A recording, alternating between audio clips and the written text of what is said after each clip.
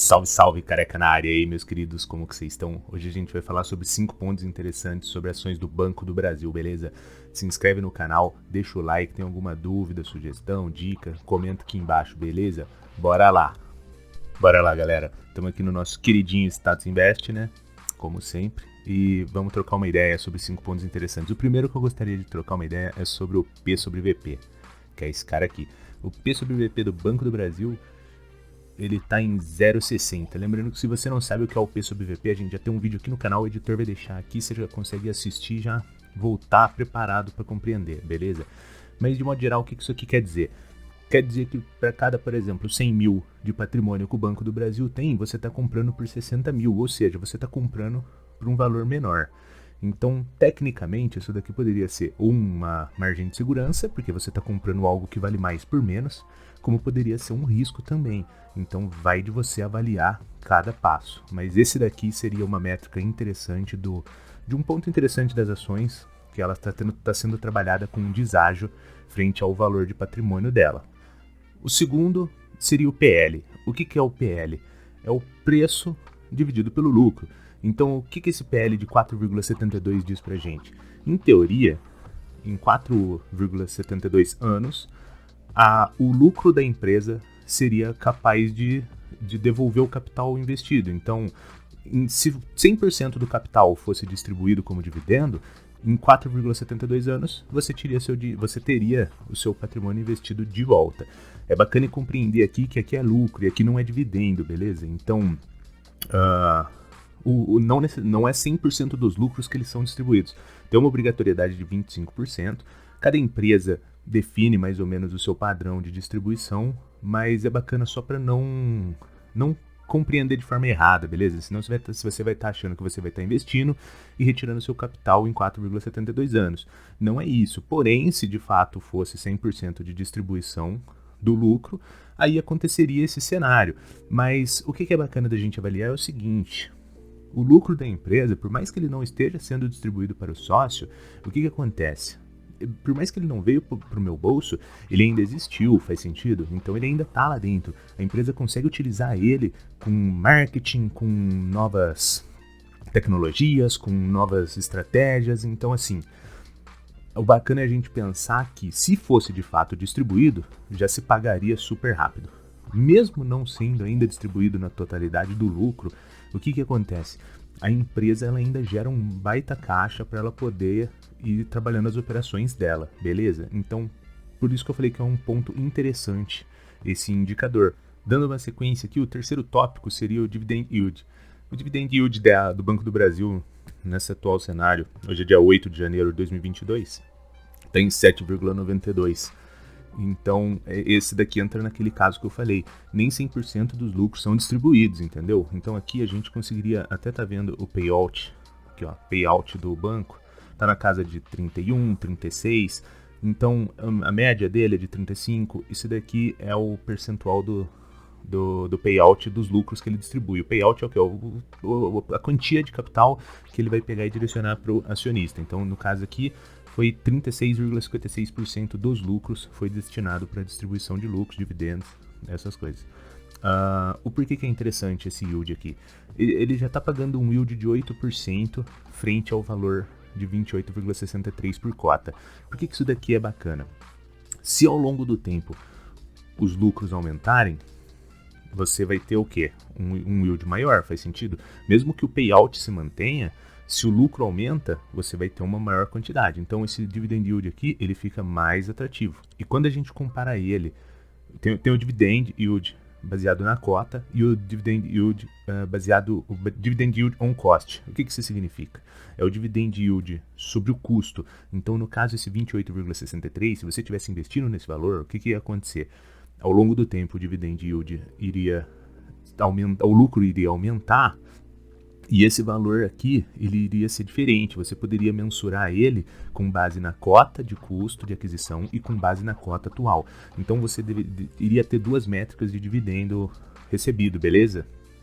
Aí você vai me perguntar, mas por que você está falando isso? Porque assim, como o P sobre VP está 0,60, em teoria, se isso daqui for uma oportunidade, a gente pode vir a ter um ganho de capital, ou seja, um aumento nas cotas.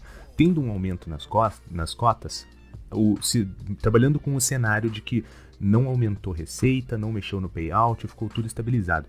Se as cotas aumentarem, esse dividend yield aqui ele iria se reduzir. Porém, por que eu comentei do dividend yield on cost, ou seja, sobre o custo de aquisição? Mesmo que a cota suba, como você adquiriu por 28,63, automaticamente o seu dividend yield iria ser maior, entendeu? Porque se você conseguisse mensurar isso, você ia saber de fato o quanto que você tá ganhando sobre aquilo, beleza?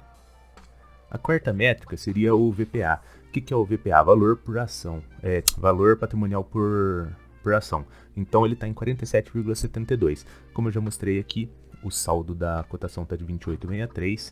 O saldo que assim é considerado justo seria de 47,72. Por isso que esse P sobre VP ele está com um valor a menor, que eu falei para você que a gente está comprando com um deságio. Então o valor assim justo mensurado seria de R$ 47,72 por ação, o valor de patrimônio. Por que eu estou mostrando isso e por que eu acho isso interessante? Bom, uma que entra na questão do P sobre VP, que acaba dando uma segurança um pouco maior da gente saber que de fato existe um patrimônio ali, existe um lastro e que a gente teria um pouquinho mais de segurança. E por outro lado, a gente pode pensar que o Banco do Brasil é de segmento financeiro, né, agências bancárias e tudo mais. E o que acontece? Tem as fintechs, que são as empresas financeiras de tecnologia, como por exemplo o Banco Inter. E eles estão vindo com tudo para cima em um cenário sem agência, super reduzido em termos de ativos.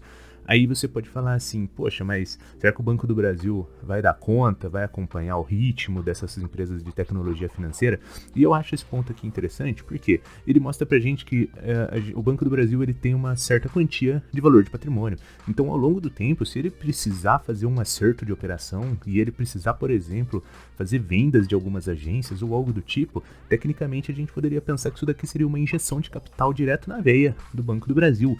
Então, eu acho esse ponto interessante, principalmente por conta da parte da segurança, que isso daqui pode gerar um lastro maior para a gente saber que tem um patrimônio ali por trás e passar um pouco de segurança nesse sentido. E na questão disso daí, como o segmento talvez bancário possa sofrer uma migração nessa questão de modo físico para modo digital e houver uma liquidação de agência, por exemplo, isso daqui geraria um capital de caixa muito bom para o Banco do Brasil.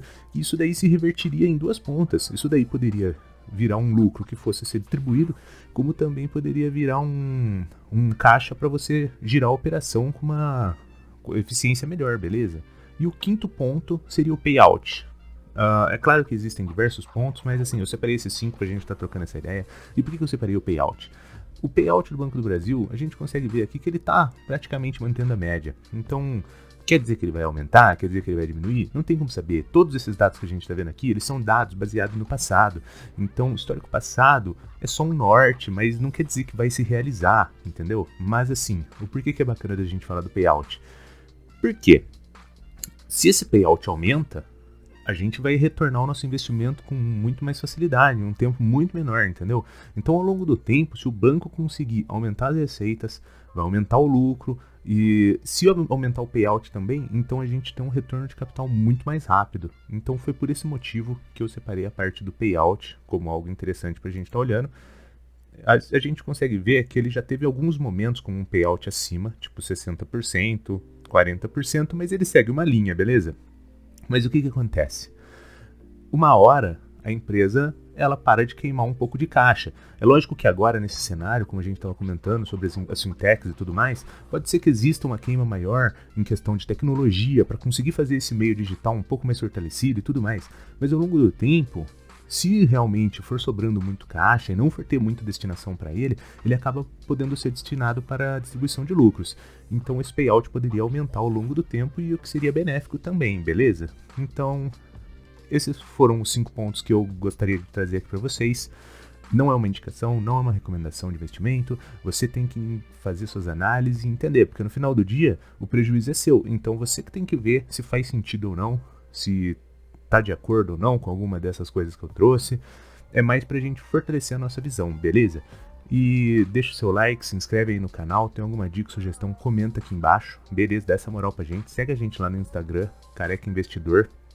E lembrando que não é porque eu trouxe 5 pontos interessantes que não existam 5 pontos complexos. Abraço!